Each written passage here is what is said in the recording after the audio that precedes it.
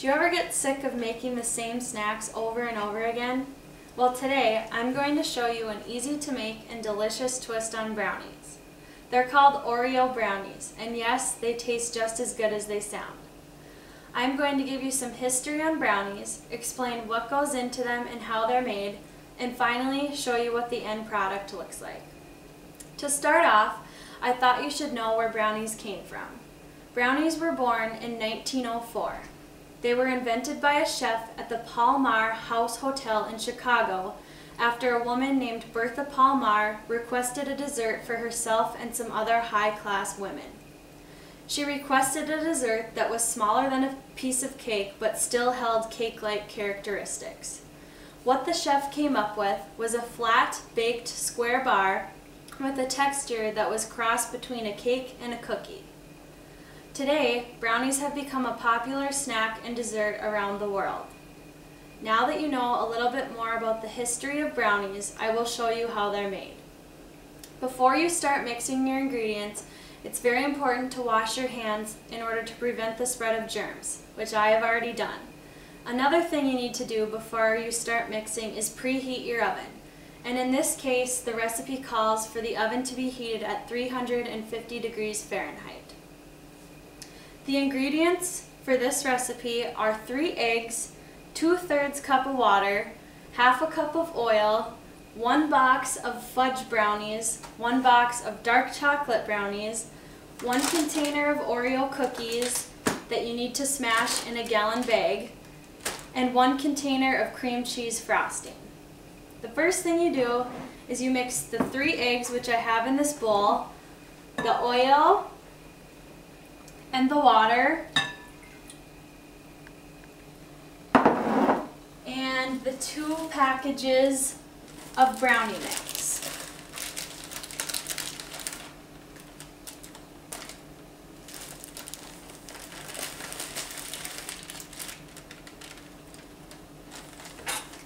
You should whisk these ingredients together until they become smooth.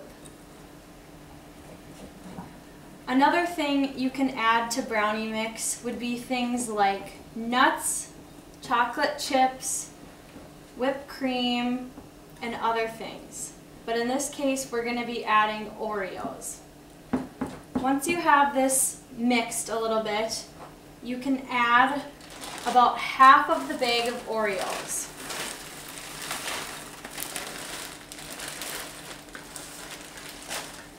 Now you have to mix these in until the batter becomes smooth again. Also, if you would like to find this recipe online, you can go to abcnews.com/go/.com. After this is mixed, you need to pour it into a greased 9x13 pan.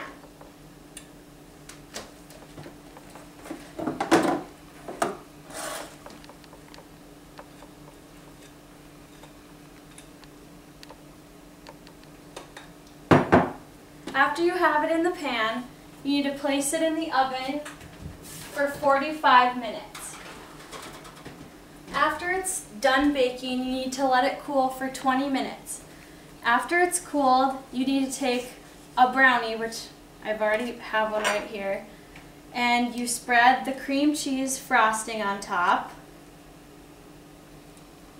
And after you have that on top, you can take some of the rest of your crushed Oreos and sprinkle them on the top.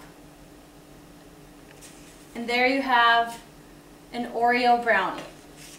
Today, I hope you've learned a little bit more about the history of brownies, what goes into them and how to make them, and what the finished product looks like. Thank you.